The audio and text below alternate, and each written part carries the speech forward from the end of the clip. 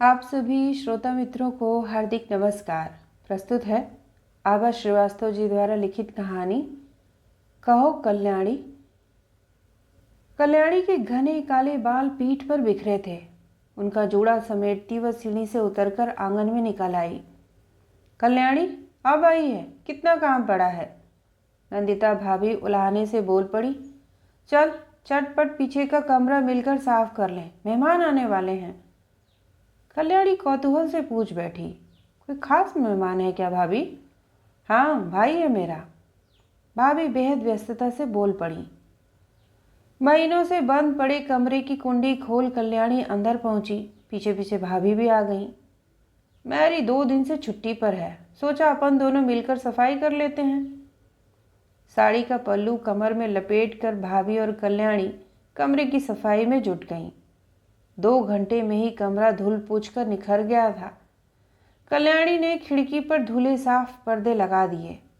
पढ़ने वाली मेज पर नया मेज पोश और टेबल लैंप सज गया। आले पर रखी भगवान की फोटो पोंछ कर उसके आगे ढेर सी अगरबत्तियां भी जला दी, ताकि बासी बंद कमरे की गंध उसकी खुशबू से दूर हो जाए। पलंग पर साफ चादर सज गई और कमरा चमक उठा। कल्याणी दीदी, हमारा सवाल नहीं निकल रहा। छोटी बहन प्रिया ने ऊपर खिड़की से झांककर उसे बुलाया। आती हूँ बाबा। कल्याणी चलने को हुई तो नंदिता भाभी ने एक अधबुना स्वेटर उसे पकड़ा दिया। अमोल के लिए डाला था कल्याणी, आधा बुन पाई, समय नहीं है, पूरा कर देगी? हाँ भाभी, हो जाएगा, कहते हुए कल्याणी ने स्वेटर ले लिया। नंदिता भाभी को अचानक ही मानो ममता से उमड़ आई। अरे कल्याणी, चाचा जी तेरे ब्याह की चर्चा कर रहे थे उस दिन, क्या हुआ? बड़ा बुरा हुआ तेरे साथ। भी क्या उम्र है तेरी, इतनी सी उम्र में पति का साथ छूट गया। सब भाग्य का लेखा है। भाभी ने ठंडी सांस छोड़ी। कल्याणी गुमसुम सी चुप खड़ी थी। अपना खोया हुआ सौभाग्य ढूंढने कहाँ जाए? अब तो 5 बरस होने को हैं। तीनों बहनों में सबसे बड़ी कल्याणी। सुंदर तो नहीं, किंतु बेहद आकर्षक। मध्यम रंग, औसत कद काठी। बड़ी बड़ी आंखें और लंबे घने बाल उसे और भी मोहक बना देते हैं। माँ मृत्युशैया पर थीं तो उनकी अंतिम इच्छा थी, जीते जी कल्याणी का ब्याह उनकी आंखों के सामने हो जाए। उसी बरस कल्याणी ने बीए किया था। बाबूजी ने अपनी समझ से घर भर अच्छा ही ढूंढा था, किंतु भाग्य का लिखा कुछ और ही था। माँ के सामने ही कल्याणी का ब्याह हुआ और माँ को मानो संजीवनी मिल गई थी। किंतु ब्याह के 6 माह के अंदर ही सड़क दुर्घटना में कल्याणी का सब कुछ छिन गया। इस धक्के को माँ सह न सकी और समय से पहले ही वे चल बसी। कल्याणी के ससुराल में सबने चाहा कि कल्याणी वहीं रहे और अपने से 2 बरस छोटे देवर की ब्याहता बन जाए, किंतु कल्याणी ने विद्रोह कर दिया। इस सुझाव के पीछे पति की सरकारी नौकरी और बीमे की रकम का लालच था। चुपचाप सब कुछ छोड़कर वह मायके चली आई। बाबूजी के घर में उसे आसरा मिल गया था। बीमे के कागजों पर दस्तखत करके कल्याणी ने पूरी रकम ससुराल वालों को थमा दी थी और स्वयं व्यस्त रहने के लिए पति का दफ्तर ज्वाइन कर लिया था। पिछले बरस कल्याणी की मझली बहन का ब्याह हो गया था, तो अचानक ही बाबूजी कल्याणी के पुनर्विवाह के लिए अकुला उठे थे। नंदिता भाभी कुछ 1 बरस पहले उन लोगों के पड़ोस में आकर बस गई थी। जीना उतरते समय आते जाते भाभी से बात हो जाती थी। वे संतानहीन थीं। उनके पति नामी वकील थे। उनके घर में सभी कुछ था जिनका कल्याणी के घर में अभाव था। नंदिता भाभी से स्वेटर लेकर कल्याणी चुपचाप अपने घर चली आई। छोटी को सवाल समझाकर वह भाभी का स्वेटर पूरा करने में जुट गई। सर्दियां शुरू होने वाली थीं। भाभी का बड़ा मन था कि उनका भैया उनके हाथ का बुना स्वेटर पहने। उसने आधी रात तक जगकर स्वेटर का गला बनाकर उसे सिलकर पूरा कर दिया। कल सुबह ऑफिस जाते समय वह उसे भाभी को दे देगी, कल्याणी ने सोचा। अगले दिन सुबह हमेशा जूड़ा लपेटने की जगह कल्याणी ने अनायास ही बालों में एक ढीली वेणी गूंथ ली। परिपाटी से साड़ी बांधकर उसने स्वेटर का पैकेट उठा लिया। उसने नीचे झाँक कर देखा, भाभी का आंगन सूना था। स्वेटर देने के बहाने वह नीचे चली आई। ठक ठक उसने दरवाजे पर थाप दी। चटपट भाभी निकल आई। आ रही कल्याणी? सामने सोफे पर उनका भाई बैठा था। यह कल्याणी है अमोल, पड़ोस में रहती है, विधवा है बेचारी। भाभी ने सहानुभूति दिखाई। कल्याणी के मन में कहीं खंजर सा चुभा। संकोच में भरकर उसने अमोल को देखा तो चकित रह गई। उसके स्वर्गीय पति से कितनी छवि मिल रही थी अमोल की। ऐसा ही गोरा रंग, घुंघराले बाल, चौड़ा माथा। वो सोच में पड़ गई। सहसा उसे ध्यान आया। चलो भाभी, दफ्तर को देर हो रही है। आप कहीं नौकरी करती हैं क्या? अमोल ने पूछा। हाँ, अनुकंपा के आधार पर पति के ही दफ्तर में नौकरी मिली है इसे। नंदिता भाभी बीच में ही बोल पड़ी। कल्याणी का चेहरा उतर गया था। दोबारा नमस्ते करके वह बाहर चली आई। उसने कुछ निर्दयता से स्कूटी स्टार्ट की। उसके कर्कश स्वर में मानो कल्याणी की तकलीफ कुछ कम हो गई थी। एक बार फिर दफ्तर पहुंचकर उसे वहां के नीरस वातावरण में रम जाना होगा।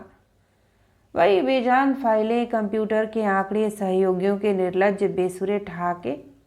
उसकी पलकों के कोर न जाने क्यों गीले हो गए। दफ्तर में भी वह पूरा दिन अनमनी ही रही। एक खालीपन मानो पीछा कर रहा था।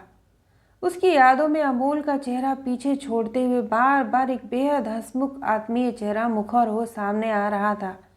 एक मीठी मधुर स्मृति बार बार दस्तक दे रही थी। दफ्तर से लौटते समय सब्जी के ठेले के पास नंदिता भाभी एक बार फिर दिख गई। अरे कल्याणी, लौकी खरीद रही है? हमारे अमोल को लौकी के कोफ्ते बड़े पसंद हैं। तो बड़े अच्छे बनाती है ना? वे अपनेपन से मुस्कुराई। कल्याणी ने सब्जी तुलवा ली थी।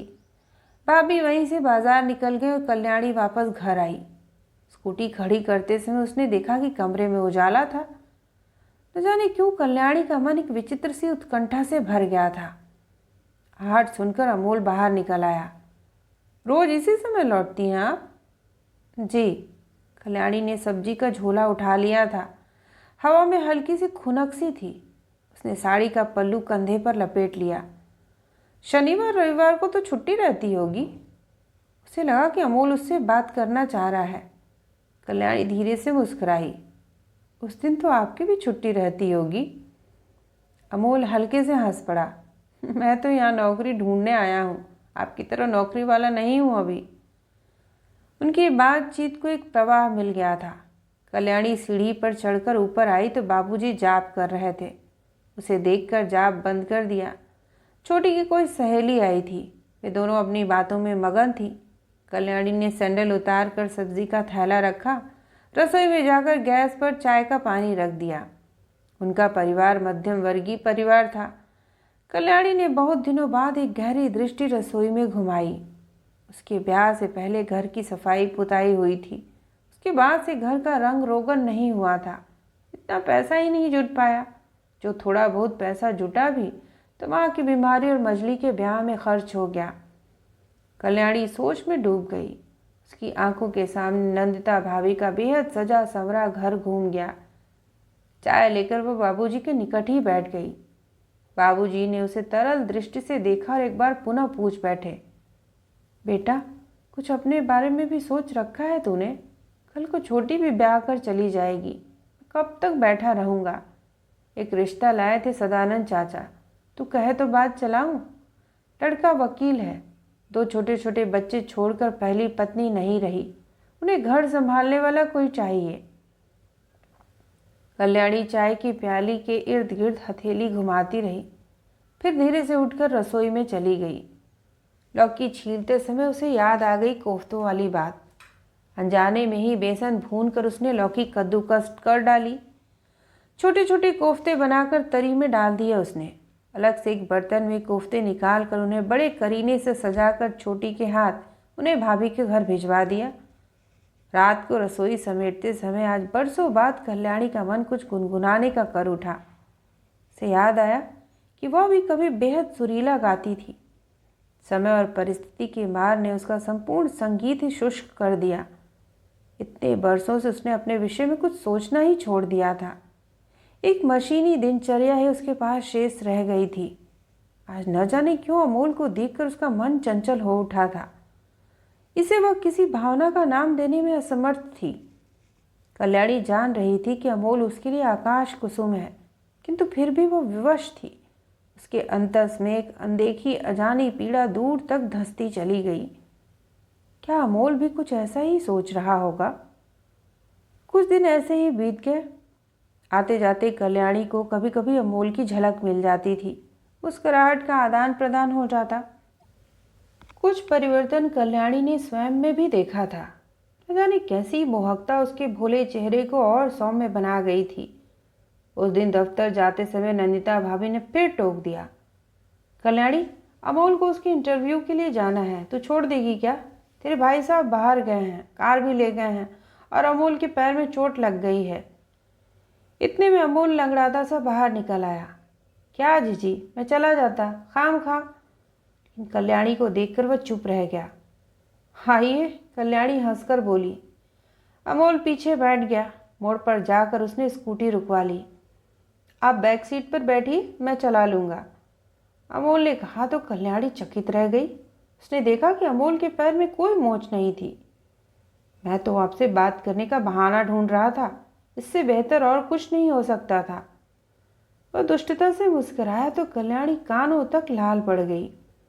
आज आप दफ्तर से छुट्टी ले लीजिए, इंटरव्यू के बाद मैं भी खाली हो जाऊंगा, अमोल ने कहा तो कल्याणी हचकचा गई, किंतु फिर उसे छुट्टी लेनी ही पड़ी। उस पूरे दिन कल्याणी और अमोल ने एक दूसरे को जाना पहचाना। जाने कैसी अदृश्य मर्यादाएं कल्याणी ने अपने इर्द गिर्द लपेट रखी थीं। उन गांठों को खोलने के लिए समय चाहिए था। देर सांझ तक वे दोनों अलग अलग अपने अपने घर लौट आए। किसी को कुछ भी पता न चला। केवल कल्याणी को लगा कि उसका पोर पोर रोम रोम नया हो गया है। अमोल की अच्छी नौकरी लग गई थी। कल्याणी को वह अपने साथ अपने प्रिय रेस्तरां में ले गया। कल्याणी को नहीं पता था कि वह मृग मरीचिका उसे किधर लिए जा रही है। कुछ दिन बाद नंदिता भाभी बड़ा सा कपड़े का गट्ठर लेकर ऊपर चढ़ आई। तनिक हाँफती से बोली, कल्याणी, जरा समय निकाल कर मेरे पर्दे सी देना।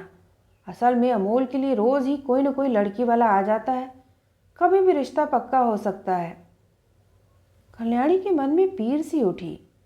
अमोल के साथ उसकी घनिष्ठता क्या भाभी को पता होगी? शनिवार को सदानंद चाचा फिर आए और अगली बार लड़के वालों के साथ आने की बात कहकर चले गए। कल्याणी 2 दिन पहले ही नए पर्दे सिलकर भाभी को दे आई थी।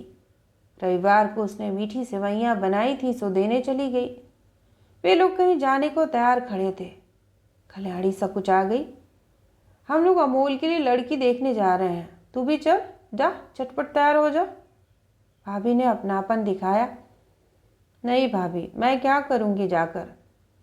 कल्याणी का गला रूंध गया, लेकिन भाभी की जिद के आगे वह हार गई। लौटते समय लड़की का कमनीय सौंदर्य कल्याणी की आंखों के आगे तैरता रहा। कौर वर्ण, तीखे नैन, नक्श, पढ़ी लिखी ना करने की गुंजाइश ही नहीं थी। वे लोग अच्छा खासा पैसा भी खर्च करने को तैयार थे। भाई, मुझे तो बेहद पसंद आई लड़की, नंदिता भाभी लगातार बोल रही थी। इकलौता है अमोल हम 3 बहनों में, तो बहू भी तो चांद का टुकड़ा होनी चाहिए। वे खिलखिलाई। अमोल निर्विकार था। घर लौटते ही कल्याणी कटे वृक्ष की तरफ पलंग पर गिर पड़ी। अरसे से दबे हुए आंसू निकल पड़े उसकी आंखों से। एक धारदार रुलाई। वह हिलक हिलक कर रो रही थी। न जाने कब बाबूजी चले आए। वे उसका सिर सहला रहे थे। बेटा, मैं जान रहा था कि तू अमोल को पसंद करने लगी है, पर कुछ कह नहीं पाया। नंदिता इस रिश्ते के लिए कभी हाँ नहीं करेगी। पीछे हटना ही बेहतर है बेटा, जहाँ तक पहुँची है वहीं से लौट ले। कल्याणी संभल चुकी थी। ठीक कहते हैं बाबूजी, चिंता मत करिए, मैं ठीक हूँ। फिर जल्दी ही एक दिन दफ्तर जाते समय उसे देख नंदिता भाभी लपक कर बाहर निकल आई। कल्याणी, आज दफ्तर से छुट्टी ले, मेरी दोनों बहनें आई हैं। अमोल की बहू के लिए कुछ गहने वहने लेने हैं, तू साथ रहेगी तो ठीक रहेगा। फिर आज ही उसकी साड़ी लेकर फॉल भी टाकना है, तुझे ही दूंगी या काम। एक बार कल्याणी के जी में आया कि वो भाभी को मना कर दे, लेकिन हमेशा की तरह वह रुक गई। उलझते हुए कुछ सोचती रही, सोचते हुए कुछ उलझती रही। तब भी उसने छुट्टी के लिए दफ्तर फ़ोन कर दिया। अमोल ने गाड़ी निकाली तो दोनों जीजियाँ चट से गाड़ी में बैठ गईं। आओ न कल्याणी। उन्होंने कल्याणी को बुलाया तो उसे लगा ही नहीं कि वो उन लोगों से पहली बार मिली है। अमोल, क्या बहू पसंद नहीं आई जो ऐसा चुप्पा बैठा है? बड़ी जीजी ने अमोल को छेड़ा।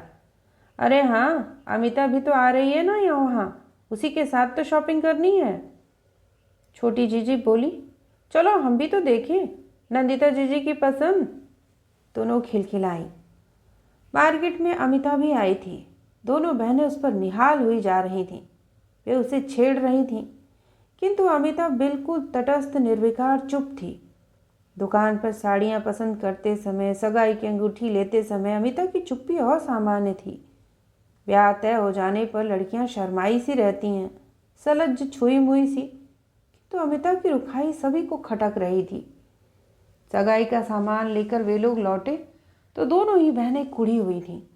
साड़ी और गहने पटक के वे धम्म से सोफे पर बैठ गईं। कल्याणी ने ही साड़ी का डिब्बा खोलकर भाभी को दिखाया। नीली और संदली बनारसी रेशम और जरी की साड़ी झिलमिल कर उठी। अनिता भाभी बावरी सी बोल उठी, अमिता को पसंद आई? भरी हुई जीजियां मानो फट पड़ी। गजब की घुन्नी लड़की है जीजी, घमंडी भी, पता नहीं अमोल से कैसे निभेगी। बड़ी जीजी बोली, अमोल से तो निभी जाएगी जीजी, कोने में कैसी खुसुर फुसुर हो रही थी, देखा था ना। छोटी जीजी ने कहा, हमें तो अपनी सोचनी है जीजी, ऐसी नक चढ़ी लड़की आई तो मायका तो खत्म ही समझो। खार खाए बैठी थी। कल्याणी उठने को हुई। चलो भाभी, बाबूजी अकेले होंगे, उसने कहा तो भीतर से दंदनाता हुआ अमोल निकल आया। रुको कल्याणी, तुम कहीं नहीं जाओगी। अधिकार से बोल पड़ा तो तीनों बहनें हतप्रभ रह गईं। जीजी, तुमने ब्याह करने को कहा तो मैं मना नहीं कर पाया। चटपट तुमने रिश्ता भी देख लिया। मैं लड़की देखने के पक्ष में बिल्कुल भी नहीं था, किंतु लिहाज के मारे कुछ कह नहीं पाया। अमिता के स्वभाव की रुखाई तो मैंने भी नोटिस की थी, लेकिन इसकी वजह भी है। क्या हुआ अमोल? अनिता भाभी का चेहरा भय से पीला पड़ गया। जीजी, अमिता किसी और को पसंद करती है।